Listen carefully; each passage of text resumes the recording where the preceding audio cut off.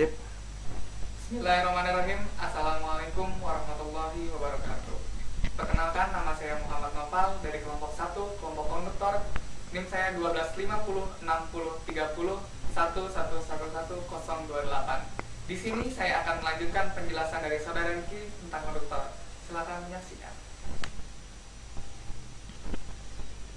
Baiklah, sebelum kita melanjutkan penjelasan kita pada siang hari ini, mari kita mereview ulang apakah yang dimaksud dengan konduktor. Konduktor adalah bahan yang dapat dengan mudah mengantarkan arus listrik, sehingga konduktor sering juga disebut sebagai penghantar listrik yang baik.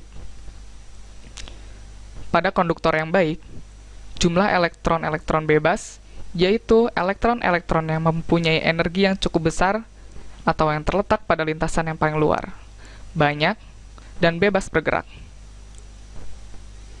Misalkan pada bahan tembaga, yaitu pada setiap atom tembaga menyumbang satu elektron bebas.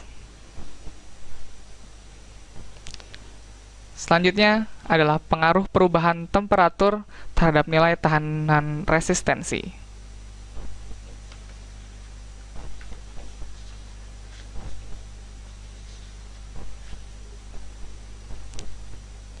Yang pertama pada bahan murni.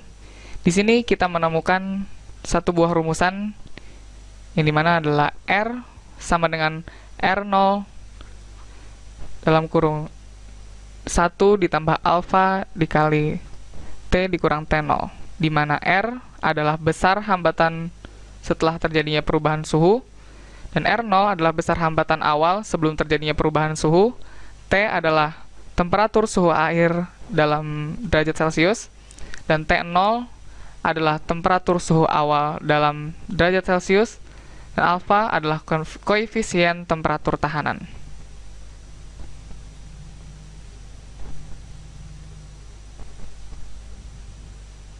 Yang kedua adalah pengaruh perubahan temperatur terhadap nilai tahanan atau resistensi pada bahan campuran. Pada bahan campuran ini, pertambahan harga atau nilai tahanan listrik pada bahan campuran apabila suhu dinaikkan adalah relatif kecil dan tidak teratur. Contohnya pada bahan Eureka atau konstansanya, yaitu campuran 60% tembaga dan 40% nikel. Karena pertambahan nilai resistensinya yang sangat kecil, maka alfa sering diabaikan.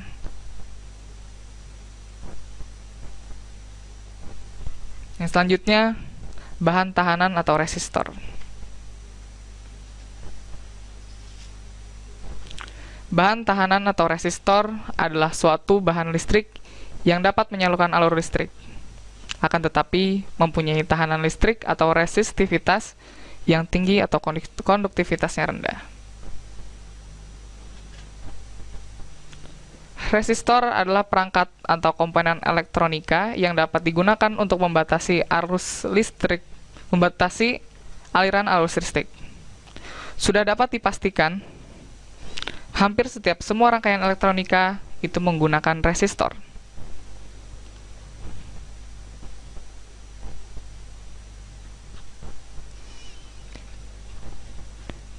Contoh bahan tahanan atau resistor yang pertama adalah wolfram, yang kedua adalah timbel atau timah hitam atau Pb.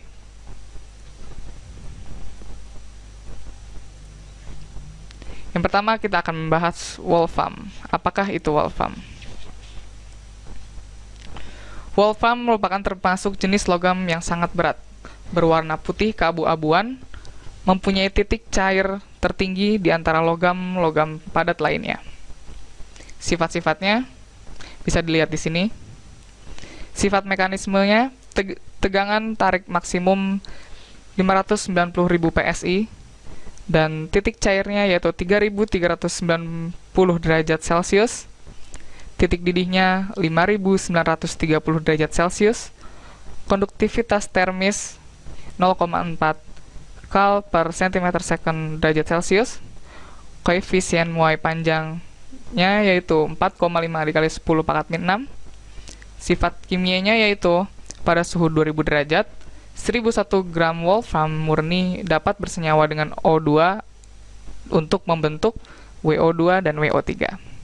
Dan yang terakhir, sifat elektrisnya, tahanan jenisnya mendekati linear terhadap perubahan. Kegunaan dari wolfram ini adalah sebagai filamen lampu pijar, yang kedua sebagai campuran bahan kontak, terus elektroda gas mulia, dan bagian-bagian dari tabung elektroda.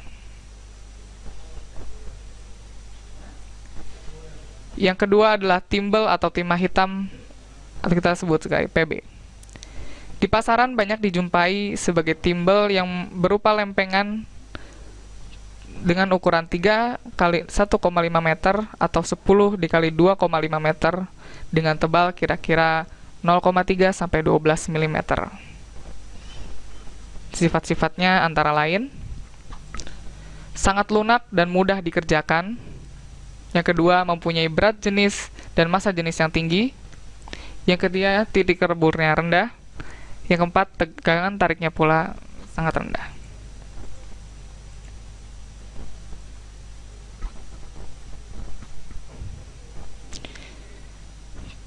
Timbel sangat berguna antara lain sebagai elektroda akumulator, pembungkus kabel, campuran solder, dan untuk bahan pembuat sikring. Yang selanjutnya adalah jenis-jenis penampang bahan penghantar. Penampang bahan penghantar umumnya dibuat dalam berbagai bentuk, sesuai dengan tujuan penggunaannya. Berdasarkan bentuknya, bahan penghantar dibedakan seperti di bawah ini. Kita dapat lihat sebuah gambar yang tertera pada layar.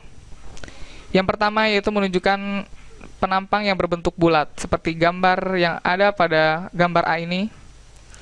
Dan selanjutnya berbentuk segi 4 tipis, seperti yang ada pada gambar B ini. Yang selanjutnya berbentuk segi 4 tebal, seperti yang tertera dalam gambar C di sini.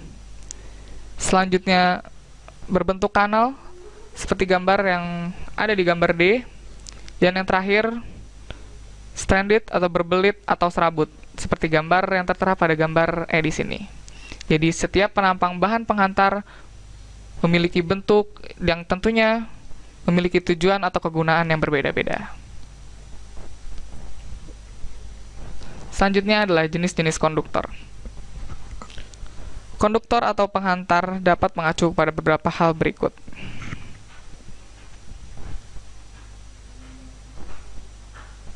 Yang pertama adalah konduktor listrik, dan yang kedua adalah konduktor panas. Kita akan membahas konduktor listrik. Apakah konduktor listrik itu? Konduktor listrik adalah material yang dapat menghantarkan arus listrik dengan baik dan atau mudah.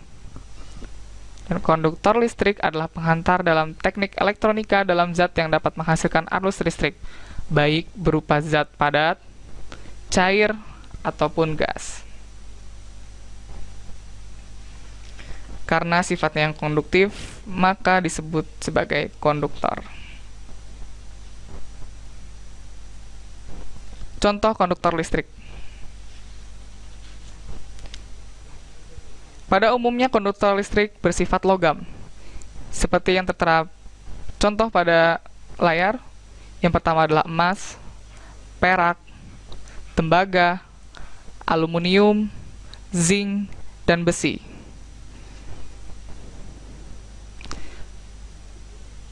Contoh yang tertera pada layar ini berturut-turut memiliki tahanan jenis yang semakin besar. Tahanan jenis yang baik adalah tahanan jenis yang memiliki bahan yang memiliki tahanan jenis semakin kecil. Jadi sebagai emas di sini adalah sebagai konduktor listrik yang sangat baik daripada tembaga-tembaga yang lainnya. Tetapi karena emas mahal harganya, jadi secara ekonomis tembaga dan aluminium lebih sering digunakan untuk menjadi konduktor listrik. Selanjutnya kita akan membahas fenomena air. Apakah air itu sebagai konduktor listrik?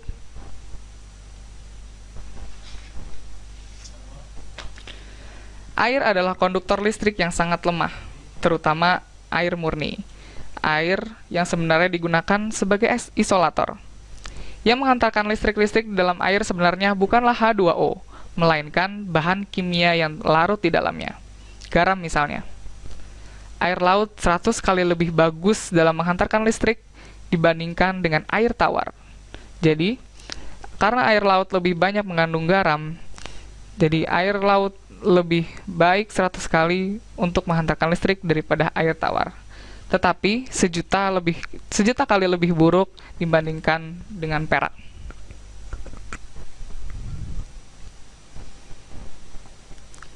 Aliran listrik sendiri adalah aliran elektron yang bergerak dari potensial tinggi ke potensial rendah. Air tersusun atas molekul H2O. Molekul H2O bersifat netral, tidak memiliki elektron bebas. Jadi, air murni tidak memiliki potensi untuk menghantarkan listrik, misalkan sebuah gelas yang berisi air murni.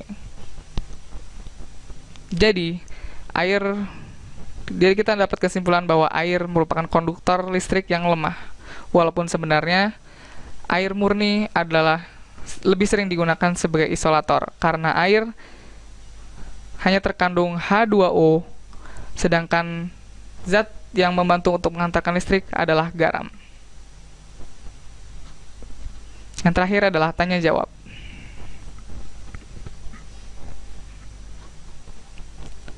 Apakah yang dimaksud dengan bahan tahanan atau resistor?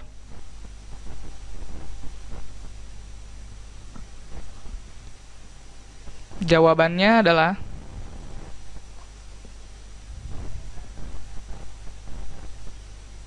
bahan tahanan atau resistor adalah suatu bahan listrik yang dapat menyalurkan arus listrik, akan tetapi mempunyai tahanan listrik atau resistivitas yang tinggi dan atau konduktivitasnya rendah. Nomor 2 adalah soal hitungan. Sebuah termometer hambatan terbuat dari platina dengan koefisien 3,92 dikali 10 pangkat min 3 ohm per derajat Celcius. Pada suhu 20 derajat Celcius, hambatannya adalah 50 ohm. Sewaktu dicelupkan ke dalam bejana berisi logam indium yang sedang melebur, hambatan termometer naik menjadi 76,8 ohm. Tentukan titik lebur indium tersebut. Untuk mengetahui jawabannya, marilah kita saksikan uraian pada video berikut ini. Di sini kita akan mendengarkan uraian soal nomor 2. Mari kita baca kembali soalnya. Sebuah termometer hambatan terbuat dari platina dengan koefisien 3,92 dikali 10 pangkat min 3 ohm per derajat Celcius. Pada suhu 20 derajat Celcius, hambatannya adalah 50 ohm. Sewaktu dicelupkan ke dalam bejana berisi logam indium yang sedang melebur, hambatannya termometer naik menjadi 76,8 ohm. Tentukan titik lebur indium tersebut. Nomor 2. Kita cari diketahuinya. Diketahui koefisien platinanya adalah 3,92 dikali 10 pangkat min 3 ohm per derajat Celcius. Lalu suhu awalnya T0-nya yaitu 20 derajat Celcius. Lalu hambatan awalnya R0-nya yaitu 50 ohm. Lalu hambatan hasilnya yaitu 76,8 ohm. Mari kita tulis persamaan yang telah kita pelajari di slide sebelumnya, yaitu hambatan hasil sama dengan hambatan 0 atau hambatan awal R0 dikali 1 ditambah koefisiennya dikali T min T0. R0 dikali 1 ditambah koefisiennya T min T0 ini adalah delta T. Delta T. Jadi bisa kita ganti dengan delta T. Lalu kita kalikan. Di sini jadi R0 ditambah R0 dikali alfa dikali delta T. Lalu kita balik. R min R0 sama dengan R0 dikali alfa dikali delta T. Lalu karena yang kita cari adalah delta T, jadi persamaannya menjadi seperti ini.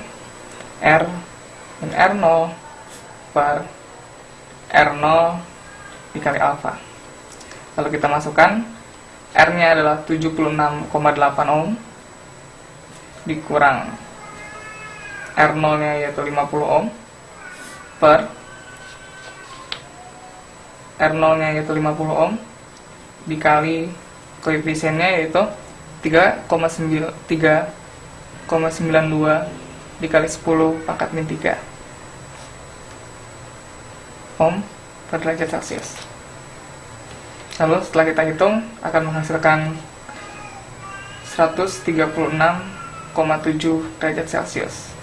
Jadi hasil delta T-nya adalah 136,7 derajat Celcius. Jadi karena suhu awalnya adalah 20 derajat Celcius, berarti titik lebur